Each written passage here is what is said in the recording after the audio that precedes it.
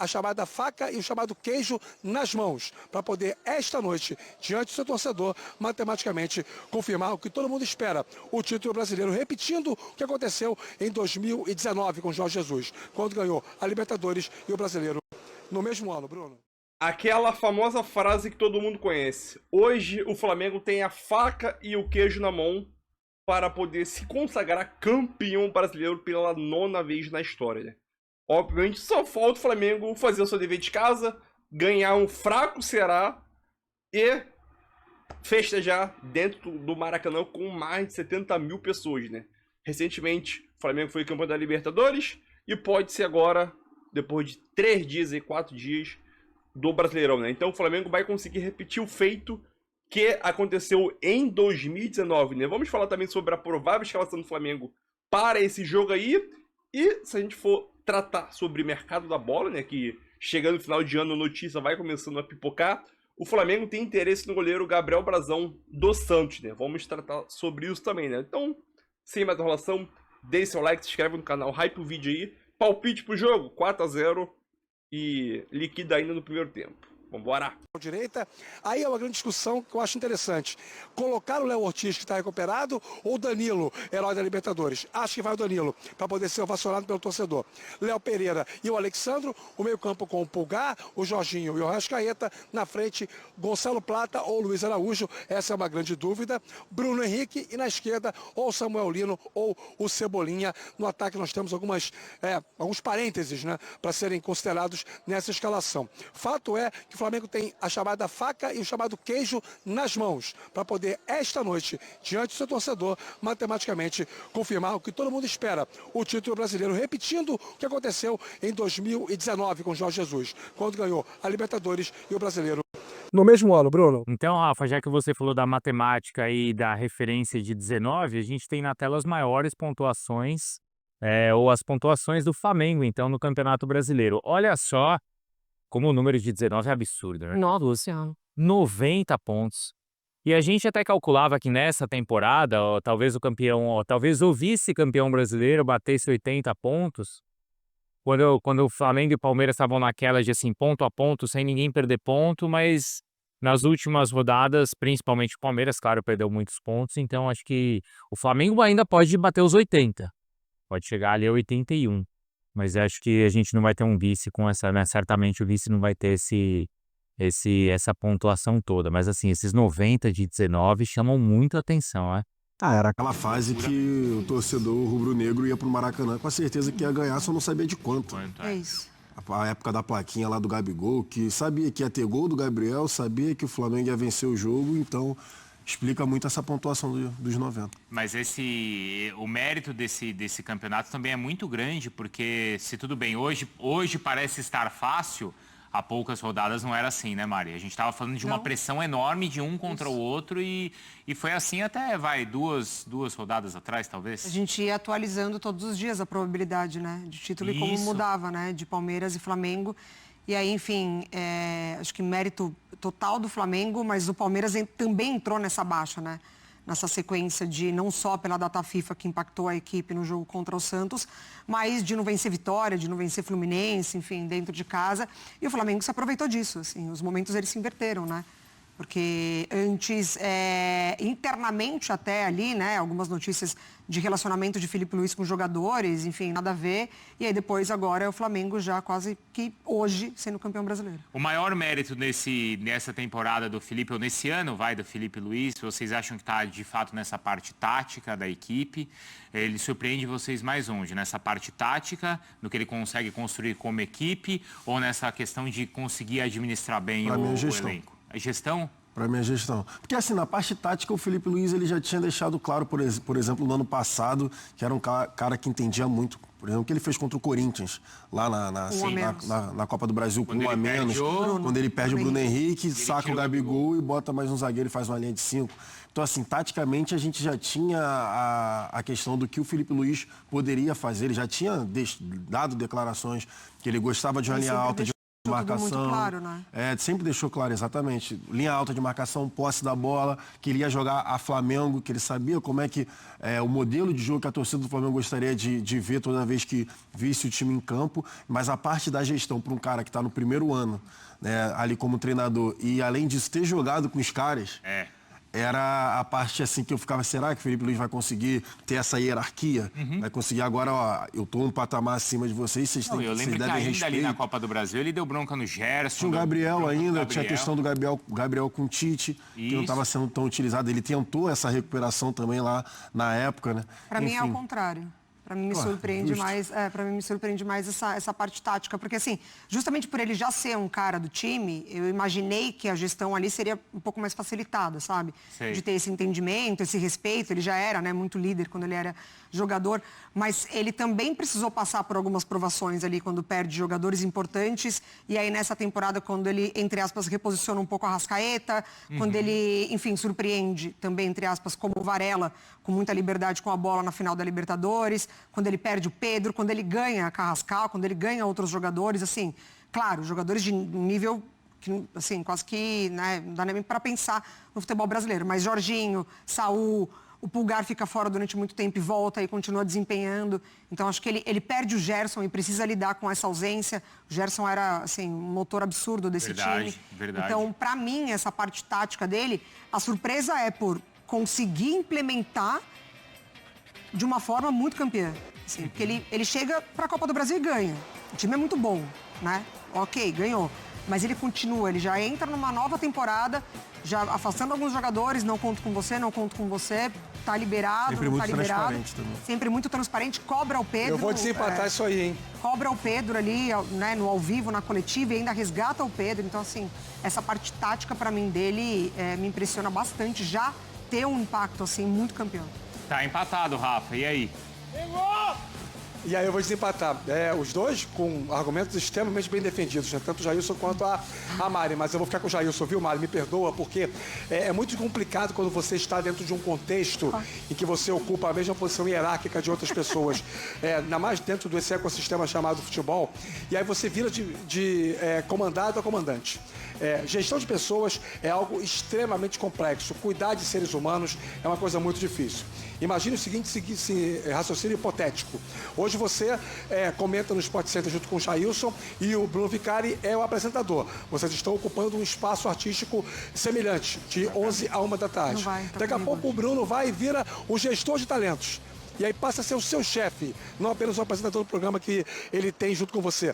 Pode ser que aconteça alguma coisa na relação de vocês que torne a convivência um pouco mais turvidez. Eu digo isso também por experiência própria, porque quando fui chefe durante 8 anos, algumas feridas não cicatrizaram até hoje. Mas analisando o futebol de fora e vendo como as coisas acontecem, para alguém que um dia esteve chupando laranja com os caras, dividindo quartos de concentração, hoje em dia ninguém mais tem isso, né? Viajando junto, compartilhando dificuldades, problemas, situações próprias, tristezas, e de repente um vira chefe do outro, para você conseguir manter essa relação, manter essa convivência e essa confiança mútua, é muito mais complicado e muito mais complexo. Imagina ter o Bruno de chefe. Tá maluco. Hein? É que você não viajou com ele, você não ficou muitos dias com ele. Pra ver o quão chato ele é. Quer ver? Espera. Não, Rafa, Dê poder. Fica aí, poder. Cara. Fica aí. Mari, dê poder a essa exatamente. pessoa. Foi só hipotético. Fica aí quietinho aí, Foi cara. apenas hipotético. Mas fala Eu baixinho. tô aqui vai para que- jogar uma pimenta, tô longe, melhor ainda. Mas então eu vou empatar, então, pra não deixar a Mari sozinha, tá bom? Tá bom, ô Rafa? Porque assim, não, eu acho que assim, primeiro, as coisas estão ligadas. Por exemplo, até para corrigir uma questão tática, ele precisou se envolver nessa questão de administrar o elenco. Porque qual que era a bronca? Era Pedro e Arrascaeta juntos, não era? Que pra mim nunca teve discussão, mas tudo bem. Respeito. Não, é que ele colocou assim, né, de tipo, ó, pra eu jogar com os dois, eu preciso que o Pedro seja mais... Você diz dele cobrar o seja mais Pedro. intenso, Claro, isso, justo. né? Então, assim, justo. pra- Tudo bem. Marcação, sem bola. Pra ele conseguir, exato, né, ter um encaixe tático, ele precisou Ser mais incisivo ali. E assim, eu fiquei com muita dúvida como é que aquilo cairia ali no elenco. Mas Cara, como é que isso vai pegar a bronca que ele deu pública? Porque não foi só uma bronca, né? Foi algo muito firme ali que aconteceu. Poucos teriam aquela coragem, né, Bruno? Foi quase que um ultimato Poucos ali. teriam. Eu lembro que na época teve muita discussão sobre isso, né? A gente aqui também falou uma barbaridade, mas eu fico pensando no seguinte, o Filipe Luís, pra mim, ele chegou ali no teto. ele tentou cobrar, na minha concepção, de fora. Na minha concepção de fora, até porque eu não estou lá dentro. Eu acho que ele tentou internamente, começou... Não, e às vezes, né, Jailson? Começou a ficar irritado a um nível máximo, ele falou, quer saber? E quando Porque a torcida começou a cobrar ele. Claro. Ele sempre começou a ser cobrado. Em todas as coletivas ele começou a ser cobrado pela ausência do Pedro. Um técnico experiente não toma esse tipo de atitude com um jogador, em qualquer equipe ou na seleção, a gente cobra. Poxa, o técnico não vai ser firme, não vai ser... Mas talvez isso para mim funcione, e isso é uma forma muito hipotética também, porque a gente não sabe, por conta dessa nova gestão. Eu acho que essa nova gestão, ela se intromete... Mas tem uma coisa importante aí, viu, Mari?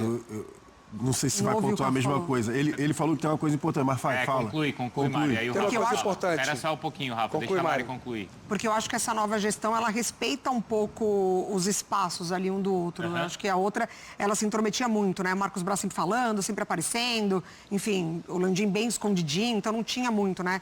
Esse entendimento. Era técnico que já estava demitido, mas ia entrar para acomodar o time, como no caso do Paulo Souza. Então, acho que essa confiança de quando muda a presidência, mas chega o José Boto com uma outra cabeça, com outro entendimento de gestão de futebol, acho que ali eles conseguem dividir um pouco ali as responsabilidades. E como o Felipe, não é, Rafa, conquistou esse espaço, porque ele não era um técnico grande. Era isso que... Não, eu tenho um ponto para falar sobre isso também. Porque, por exemplo, você tinha o Tite ou os outros que passaram recentemente, como o Paulo Souza, eles tinham um certo tamanho que o Felipe Luiz, o Sampaoli, bem lembrado, o Felipe não tinha, mas o Felipe conquistou isso com o trabalho dele. Não, além do trabalho, tem a questão do relacionamento dele com a torcida do Flamengo por ter sido ídolo do time. Eu acho que esse ponto também... Você acha que isso deu respaldo, Jailson? Deu respaldo porque, na minha concepção, ele estava vendo que ele estava começando a ser cobrado pela ausência. E tinha algo... do Pedro, com certeza. E tinha algo que ele não estava satisfeito. Ele precisava expor aquilo ali também pro torcedor. Então, o cara vai ficar me pentelhando o juízo na rua para falar do Pedro, e eu não posso falar, e ele de repente já estava cobrando bastante internamente, falou, quer saber? Eu preciso dar uma resposta também para o torcedor. Então ele foi lá na coletiva, acabou falando, e enfim, foi muito bom pro Pedro, inclusive. Bom pro Pedro. O Pedro subiu bastante de aquela produção bronquinha depois de pai, disso. né? Quando ele voltou arrebentando, né, Rafa? Sim, vocês lembram do contexto total de quando o Felipe Luiz deu essa entrevista, deu essa declaração numa entrevista coletiva? Vocês vão se lembrar que no dia seguinte a isso, aconteceu um episódio no Ninho do Urubu, que foi quando o Pedro reuniu os jogadores do Flamengo e pediu desculpas ao elenco. E ele próprio comunicou isso numa rede social. Vocês vão se lembrar. O Felipe Luiz, e era isso que eu queria dizer na hora, que eu até pedi a palavra em relação ao que a Mari estava colocando. O Felipe Luiz só fez o que fez publicamente, porque ele sabia que ele tinha, além de tudo, além do respaldo do Boto e do BAP, ele tinha o respaldo do elenco. Nenhum técnico chega para uma entrevista coletiva e fala algo tão direto contra um jogador do elenco, se não tiver a certeza de que ele ganhará o elenco ao fazer isso. Os jogadores que não estavam gostando do comportamento do Pedro se sentiram representados e respaldados até para conversar com o próprio Pedro, depois que o líder chegou e publicamente colocou tudo aquilo da maneira que ele colocou. E indo ao encontro do que a Mari falou, sim, o Flamengo hoje é um departamento de futebol essencialmente profissional, não é mais um departamento amador, então o papo ele acaba sendo desenvolvido com uma outra toada, com outro contexto, com uma outra circunstância. Não é aquela história do cara que tem um cargo político, que precisa se manter nele e para tal necessita do apoio do torcedor, do associado, e aí as construções de narrativa sempre são em cima do que é mais importante para a galera e não necessariamente para o clube, com um profissional que chega pago para uma função, com um olhar externo, que não conhecia o clube e que cometeu vários erros. O Boto cometeu muitos erros, até tomar aquela chamada do BAP, mas com um olhar realmente mais profissional. Então, Rafa, o BAP no final de semana, depois da conquista da Libertadores, ele falou um pouco disso pra gente, né? De como eles conseguiram blindar ali o Ninho. Porque antes roubavam a marmita do Ceni, você lembra? Que era uma confusão. Era uma farra. Que entrava um, entrava outro. Lembra disso daí? Lembro. Que foram ver na câmera. Que absurdo. Mas isso daí parte de quem? Parte do Felipe, parte do Boto, parte da presidência. Quem que conseguiu blindar e, de fato, profissionalizar esse ambiente? E se de fato é assim mesmo, Rafa? É assim, acho que tem mérito de muita gente. Primeiro, conceitualmente, o BAP chega já no discurso de campanha com o olhar de esvaziar o componente político, associativo, estatutário, com a não existência de um vice-presidente, ou se existe, é alguém com pouca relevância, com pouca participação, e colocando 4 profissionais para poder fazer a gestão das áreas de inteligência associadas ao departamento do profissional de futebol. Marketing, parte de gestão, enfim. Ele já, no discurso de campanha, tinha isso. Ele assume, coloca logo em prática, profissionaliza todo o departamento de futebol. Então ele tem o primeiro mérito. Segundo, ele conversa com o Felipe Luiz e percebe do Felipe Luiz essa mesma preocupação. Entende que o Felipe Luiz será um parceiro nisso. Ele consegue enxergar do Felipe Luiz alguém que vai se dirigir para o mesmo rumo que ele. O próprio BAP não era 100% convicto de que o Felipe Luiz era a figura mais indicada para continuar o futebol do Flamengo, o comando do futebol do Flamengo. Ele tinha dúvidas sobre isso. Mas depois que ele conhece o Felipe, seus conceitos, seus métodos, ele fica tranquilo em relação a essa confiança. E aí contrata o Boto para ser um cara com esse olhar mais europeu, com esse olhar mais profissional, e que fica ali fazendo a interface entre um lado e outro. E aí eu acho que todo mundo tem um pouco de participação, mas parte de um conceito inicial que o BAP estabelece, mas indubitavelmente o Felipe é uma peça fundamental para que isso tivesse dado resultado. Rapidinho, aquela informação que a gente trouxe mais cedo no Fala Fonte, que está no espn.com.br, do interesse do Flamengo no Brasão. É uma boa alternativa, vocês acham, para ser alguém que seja reserva ou dispute a posição com o Rossi? Baita alternativa, porque o Brasão teve um ano espetacular no Santos, inclusive salvando o Santos muitas vezes. Eu só não sei se é bom pro Brasão. De ter que disputar essa posição. De chegar para ser reserva no Flamengo, essa que é a realidade. Porque o Rossi tem 30 anos ainda e foi um dos pilares, do time. Exatamente. Né? É uma conversa boa mesmo, acho que vai ter que ficar para um próximo debate. Com mais calma. Eu acho que sim. Mas aí porque, no sentido as possibilidades...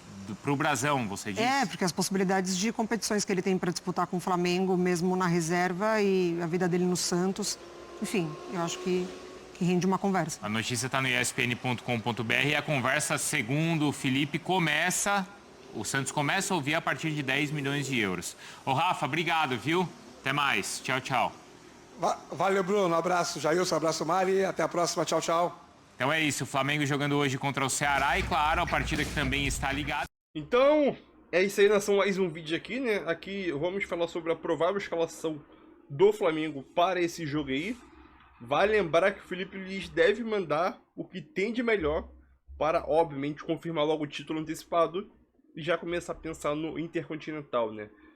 E o Plata volta a estar disponível, né, após a ausência na final da Libertadores e possivelmente deve ganhar uma chance no time titular, né? Então, se a gente for pegar esse campinho virtual aqui do Globo Esporte aí, né, a provável escalação do Flamengo é Rossi no gol, dupla de zagueiro Léo Pereira e Danilo, repetindo a linha defensiva aí toda da final da Libertadores. Pulgar, Jorginho e Arrascaeta, acho que também não muda em relação à final da Libertadores. A única ausência ali é a situação que sai Samuel Lino e entra Plata. Então o Flamengo deve ir com força máxima nesse jogo aí, né? Muitas pessoas estão questionando se o Léo Ortiz deve ganhar rodagem ou não, né? Poderia começar como titular ou não. Eu acho que o Felipe Luiz, se ele for manter o Danilo como titular, eu acho que ele tá certo sim, porque o Danilo foi o herói do título do Flamengo, vai ganhar a homenagem da própria torcida, dos jogadores lá dentro do Maracanã. Eu acho que é válido ele entrar começar como titular e o Léo Pereira, o Léo Ortiz no segundo tempo, ganhar uma minutagem de 20, 30 minutos ali e tá ótimo aí. Então a única diferença do time da Libertadores para esse próximo jogo contra o Ceará é a entrada de Plata e saída de Samuel Lino. Obviamente são posições diferentes, mas o Carrascal só vai mudar de lado. Nada de mistério, né? E o único desfalque continua sendo Pedro, né? O Flamengo tem alguns jogadores pendurados aí, mas não tem problema se for levar amarelo agora. Eu acho que eu tenho certeza que muita gente vai cavar o amarelo aqui. Tenho certeza que muita gente vai cavar o amarelo aqui, caso o Flamengo seja campeão, para não poder jogar o último jogo da rodada e se preparar efetivamente para o Intercontinental, né? Então tem bastante jogadores pendurados aqui, né? Como Rossi, Danilo, Léo Pereira, Ayrton Lucas, Everton Araújo, Alan, que raramente joga, Jorginho, Luiz Araújo e Bruno Henrique. 1, 2, 3, 4, 5, 6, 7, 8, 9. Quase um time inteiro pendurado. Tenho certeza que pelo menos 4 aqui devem levar amarelo, tranquilamente, né? Meu palpite, 5, Flamengo vence por 4-0 aí. 2 gols no primeiro tempo e 2 gols no segundo, já liquida a fatura. E no segundo tempo é só festa. Então, dê seu palpite aí, é isso aí. E tamo junto aí, nação.